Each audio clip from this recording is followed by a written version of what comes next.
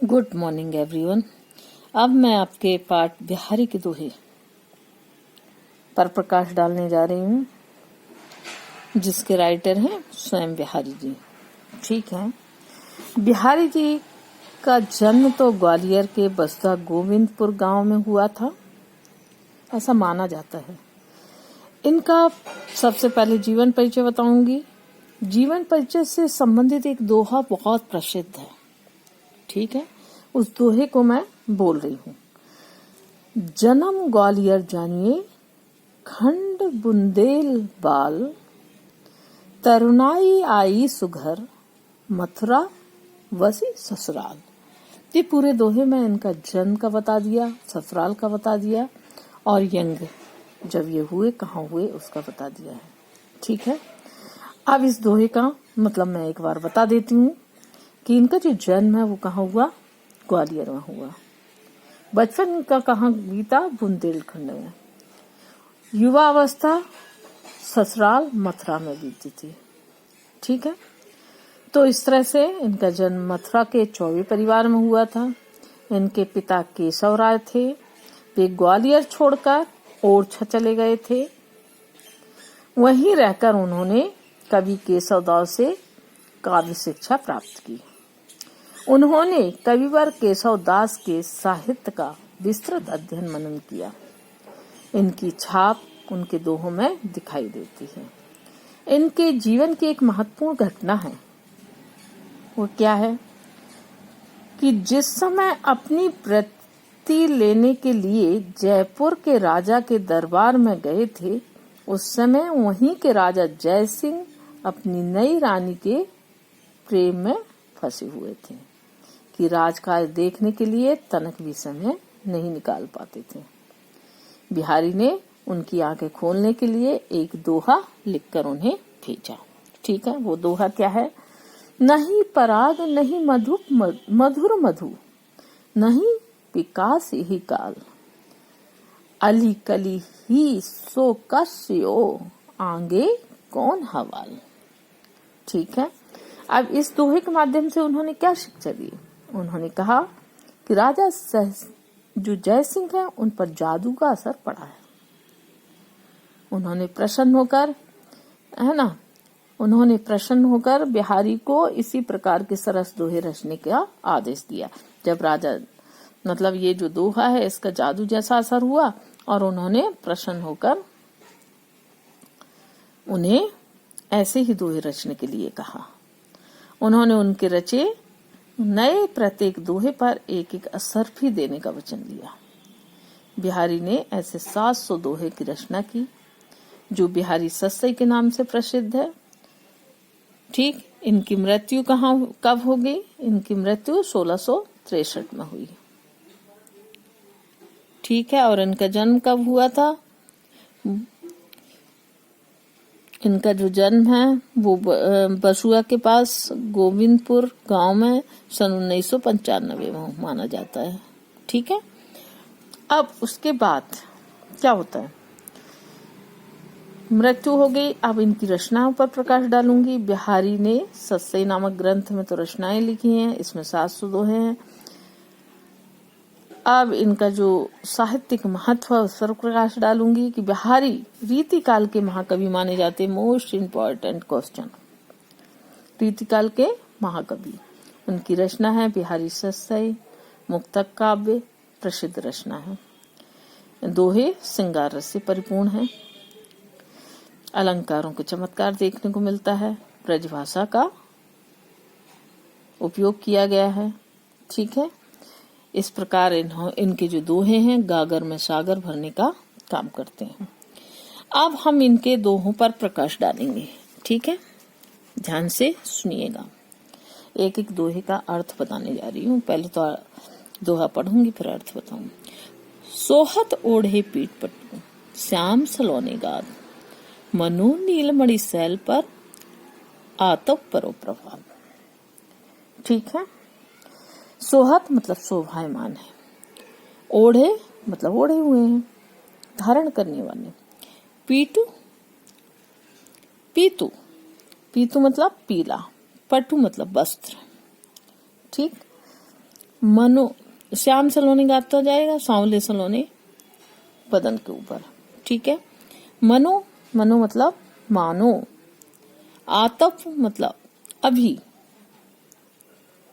आतप मतलब धूप हो जाएगा, ठीक है, धूप। परो मतलब पड़ा, ठीक है। नीलमणि तो नीलमणि सल मतलब नीला पर्वत, ओके। तो अब इसमें क्या कह रहे हैं, श्री कृष्ण किस रंग के हैं, सांवले रंग के हैं। उन्होंने पीतांबर धारण किया हुआ है।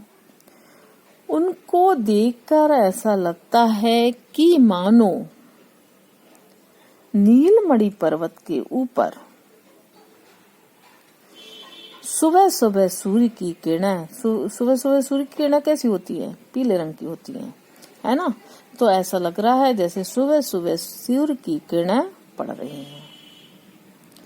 दूसरे शब्दों में हम क्या कह सकते हैं कि पीतांबर धारण किए हुए सांवले सलोने श्री कृष्ण सुबह की पड़ती हुई सूर्य की किरणों से सुशोभित नीलमणि पर्वत के समान बहुत ही सुंदर लग रहे हैं। ओके, ये तो आपका पहला हो गया। दूसरा, अधर धरत हरि के परत, ओठ ढीठ पट ज्योति, हरित बांस की बांसुरी इंद्रधनुष रंग होती। अधर मतलब ओठों पर, धरते मतलब धरते ही, परत मतलब पड़ती, हरित मतलब हरे रंग की, ढीठी मतलब नेत्र, पट मतलब वस्त्र और ज्योति मतलब चमक, ठीक। ज्योति मतलब चमक, हरित मतलब हरे रंग की, बांस की बांसुरी, ठीक है। इंद्रधनुष, इंद्र के 7 रंग होते हैं वैसा, ठीक है। अब इसका अर्थ बताने जा रही हूँ। श्री कृष्ण की बांसुरी, जब श्री कृष्ण अपनी बांसुरी को ओंठों पर रखते हैं तब उस पर उनके ओंठों की चमक, ठीक, ओंठों की चमक, आंखों और पीले वस्त्र की चमक, एक तो उनके ओंठों की लाली की चमक और उसके बाद उनके पीले वस्त्र और आंखों की चमक उस पर पड़ती है। तो जो हरे बांस की बांसुरी है वो इंद्रधनुष के रंगों के समान चमकने लगती है, 7 रंग की दिखाई देने लगती है, ठीक है। अब इसमें और कहने का भाव दूसरे तरीके से क्या कह सकते हैं, हम कह सकते हैं कि कृष्ण के ओंठों का रंग लाल है, आंखों का रंग सफेद और काला है, कपड़े का रंग पीला है।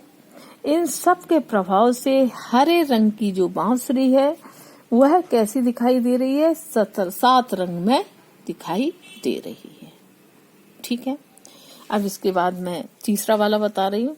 कहलाने एकत वसत अहि मयूर मृगबाग, जगत तपोवन सो कियो तीरथ दाग निधाग।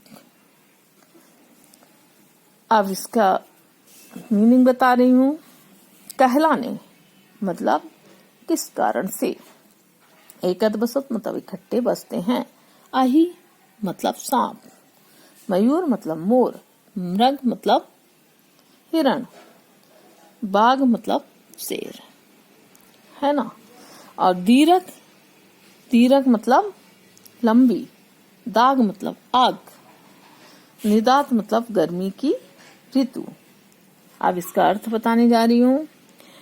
अत्यधिक गर्मी में सांप, मोर तथा हिरण, बाघ अपनी दुश्मनी, ये सब एक दूसरे के दुश्मन होते हैं, लेकिन ये एक दूसरे की दुश्मनी को भूलकर, एक दूसरे की दुश्मनी को भूलकर क्या करते हैं, एक ही स्थान पर रहते हैं। इनको देखकर दूसरे पथिक उनसे पूछ रहे हैं क्या कारण है कि जन्म से एक दूसरे के प्रति शत्रु भाव रखने वाले सांप, मोर तथा हिरण, बाघ एक ही साथ दिखाई दे रहे हैं। उसकी जिज्ञासा को शांत करते हुए दूसरा पथिक कह रहा है कि भयंकर गर्मी पड़ रही है, जिसके कारण संसार एक तपोवन की तरह दिखाई दे रहा है। जैसे तपोवन में हिंसक पशु अपनी हिंसा की भावना को छोड़कर मित्र भाव से रहने लगते हैं। ठीक उसी प्रकार सांप ने मोर के प्रति और बाघ ने हिरण के प्रति अपनी हिंसा की दुर्भावना का त्याग कर दिया है। ओके, उसके बाद देखिए, उसके बाद वाला, बैठी रही अति सघन वन, बैठ सदन तनमा है, देख दोपहरी जेठ की छाओ चाहती छाए। आप बैठी मतलब बैठना, अति सघन घने जंगलों में, बैठी, बैठी मतलब प्रवेश करके, सदन मतलब घर, निरख मतलब देखकर, ठीक है, निरख मतलब देखकर। अब मैं इसका अर्थ समझाने जा रही हूँ, ध्यान दीजिएगा। गर्मी की ऋतु के भयंकर रूप को देखकर कोई भी परेशान होकर क्या कहता है, मतलब कभी भी परेशान हो जाता है, क्या कहता है कि जेठ माह की गर्मी की अधिकता इतनी अधिक बढ़ गई है कि कहीं भी कोई छाया दिखाई नहीं देती। देखा होगा जब आप कहीं गर्मी के दिनों में जाते हैं, अपनी ही गाड़ी से जाते हैं, तो आपने देखा होगा पेड़ तो बड़े बड़े लगे हैं पर उनकी छाया दिखाई नहीं देती, उनकी छाया कहीं भी नजर नहीं आती है। और गर्मी से हम भी व्याकुल हो जाते हैं, तो उनको कोई छाया दिखाई नहीं देती है जिसका कोई सहारा लेकर वहां थोड़ी देर विश्राम कर सके, जानलेवा गर्मी से छुटकारा पा सके। ऐसा इसलिए होता है, क्यों होता है कि उस भयंकर गर्मी में स्वयं छाया भी भयंकर गर्मी से छुटकारा पाने के लिए व्याकुल हो जाती है, उससे छुटकारा पाना चाहती है, और वह स्वयं छाया की तलाश में घने जंगलों में निकल जाती है और जाकर कहीं छिपकर घरों के भीतर बैठ जाती है। ठीक है, अर्थात घरों के कमरों में अंदर छिपकर अपनी जान बचा लेती है।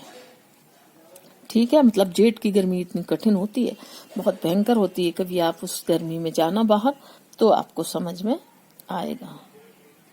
ठीक है, उसके बाद वाला देखिए आप,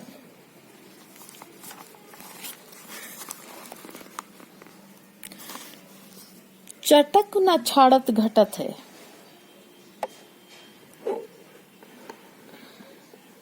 सेट करूँ थोड़ा सा, दिखना बहुत मुश्किल है, या तो हाथ दोनों उपयोग नहीं कर पाऊंगी।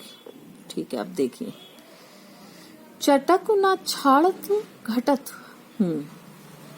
सज्जन नेहु गंभीर, फीको परे न बर फटे, रंग्यो चोल न चीर। ठीक, अब चटक मतलब चटकीलापन, घटक मतलब घटते हुए, प्रेम पात्र ना होते हुए भी, बरु मतलब चाहे, चोल रंग मतलब चोल एक प्रकार की लकड़ी होती है जिसे औंटाकर रंग बनाया जाता है। यह रंग बहुत पक्का होता है। ठीक है, चाहे कपड़ा फट जाए लेकिन इसका रंग फीका नहीं पड़ता है। ठीक है, अब इसका मैं अर्थ बताने जा रही हूँ कि सज्जनों का अटल प्रेम पात्र में घटने पर भी अपनी अटलता नहीं छोड़ता। मतलब सज्जनों का जो प्रेम होता है वह इतना प्योर होता है, इतना सच्चा होता है कि वह कभी कितनी भी दुर्भावना क्यों ना आ जाए, कितनी भी दुर्भावना वाला व्यक्ति क्यों ना हो जाए, फिर भी उनका प्रेम कभी कम नहीं होता। वो अपने प्रेम का निर्वाह करना नहीं छोड़ते हैं। तो सज्जनों के प्रेम का कोई कमी नहीं आती है, चाहे आप कितना भी बुरा व्यवहार उनके साथ करो। सज्जनों का प्रेम तो वैसे ही बना रहता है जैसे कि चोल लकड़ी के रंग में रंगा हुआ वस्त्र फट भले ही जाता है लेकिन उसका रंग कभी फीका नहीं होता है, उसका रंग कभी फीका नहीं पड़ता है। ठीक है, उसके बाद वाला देखिए, दुस्सह दुराज प्रजान को क्यों ना बढ़े दुख दंड, अधिक अंधेरो जकरत मिल मावस रविचंद। अब उनने कहा है कि दुस्सह दुराज मतलब दुस्सह जो सहा ना जा सके, दुराज मतलब दो राजाओं का राज, दुख दंडु मतलब दुख विविध प्रकार के दुख। ठीक है, मावस मतलब अमावस्या, रविचंद्र मतलब सूर्य और चंद्रमा। उन्होंने कहा है कि जहां दो राजाओं का राज होगा तो वहां की प्रजा कभी सुखी हो ही नहीं सकती, क्योंकि एक का विचार ये होगा दूसरे का विचार कुछ और होगा, है ना। जिस राज्य में 2 राजा राज करते हैं वहां की प्रजा अनेक दुखों को झेलेगी। ठीक है, यह कैसे? ठीक उसी प्रकार है जैसे कि अमावस्या के दिन सूर्य और चंद्रमा दोनों होते हैं, दोनों एक साथ होते हैं, पर संसार में सबसे अधिक अंधकार उसी समय होता है, उसी दिन होता है ना। सूर्य और चंद्रमा के होते हुए भी सबसे ज्यादा अंधेरा किस दिन होता है? अमावस्या के दिन। ध्यान रखिएगा कि अमावस्या के दिन सबसे ज्यादा अंधकारमय रात होती है। ठीक है, अब उसके बाद वाला देखिए।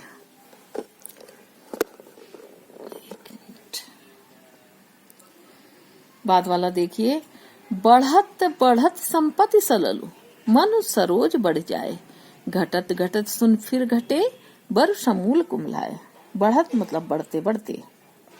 ठीक है, संपत्ति सललु, संपत्ति सलल मतलब संपत्ति रूपी पानी, मन सरोज मतलब मन रूपी कमल, बरु मतलब बल की, समूल मतलब जड़ सहित, मूलधन सहित, कुमलाए मतलब मुरझा जाता है, नष्ट हो जाता है। ओके, अब ध्यान दीजिएगा।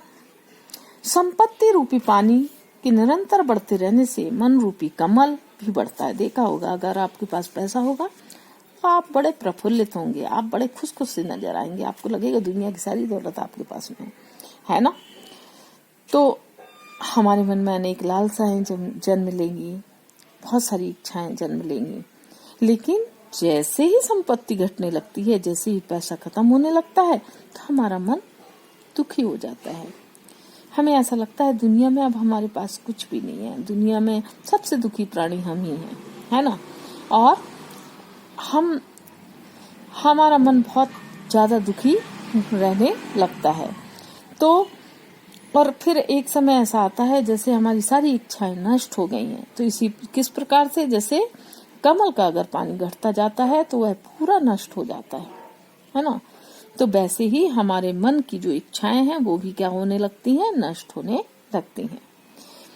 दूसरे शब्दों में हम कह सकते हैं कि जिस प्रकार पानी के हमेशा बढ़ते रहने पर कमल की नाल निरंतर बढ़ती रहती है और पानी के घटने पर नाल घटती ही नहीं, कुम्भलाकर नष्ट हो जाती है, ठीक उसी प्रकार किसी भी व्यक्ति की संपत्ति बढ़ती है तो मन में अनेक प्रकार की इच्छाएं उत्पन्न होती है, लेकिन जब उसकी संपत्ति घटने लगती है तो उसकी इच्छाएं बिल्कुल समाप्त हो जाती हैं और उसकी जिंदगी दुखों से भर जाती है।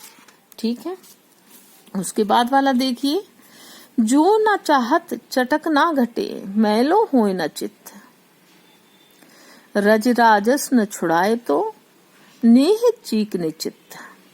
इसका आपको दिया है कि चाहत मतलब चाहते हैं, चटक मतलब चटकीलापन, मैलो मतलब मलिन, नेह मतलब प्रेम, चीकने मतलब पवित्र।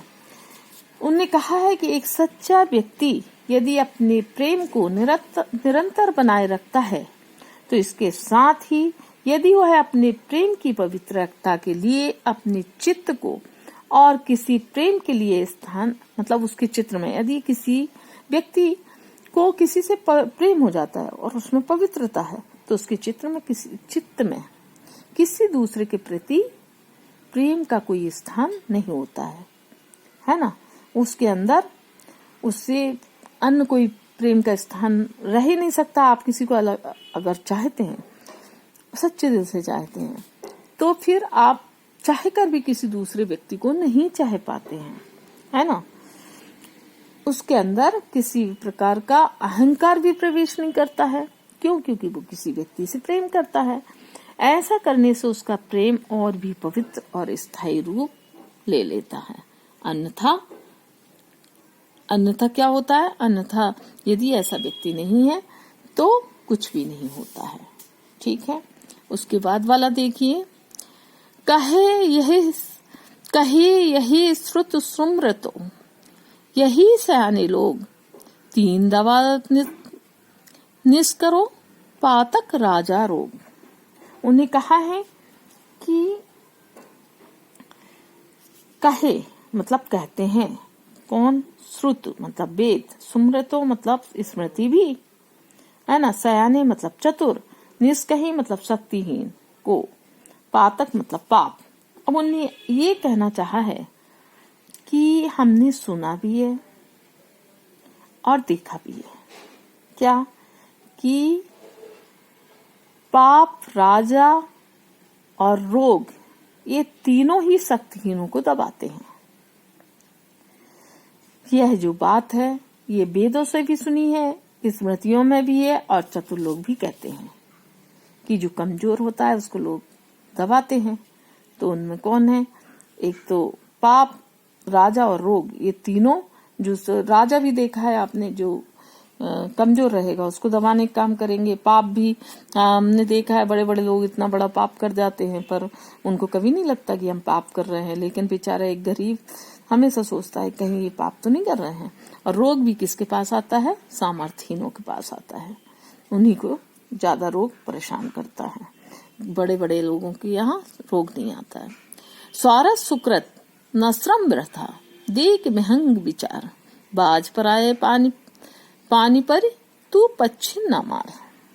ठीक, इसमें स्वार्थ मतलब निजी लाभ के लिए, मतलब के लिए, सुकृत मतलब अच्छा काम, श्रम मतलब परिश्रम, वृथा मतलब बेकार, विहंग मतलब पक्षी, पराये पान पर मतलब दूसरों के इशारों पर। ठीक है। अब उन्हें आगे क्या कहा है कि अरे बाज किसको कहा है? महाराजा जयसिंह को। तुम दूसरे मतलब औरंगजेब के इशारे पर जिस पक्षी मतलब महाराज शिवाजी को मारने जा रहे हो, उससे तुम्हारे किसी निजी लाभ की तो पूर्ति होगी नहीं। सिर्फ तुम ऐसा इसलिए कर रहे हो कि शिकार मतलब जो शिवाजी को तो शिकारी औरंगजेब ही लेगा, मतलब उन्हें ये कहा है कि तुम सिर्फ दूसरे के कहने पर ही ऐसा करने के लिए जा रहे हो, तुम्हारा उसमें निजी स्वार्थ कुछ भी नहीं है।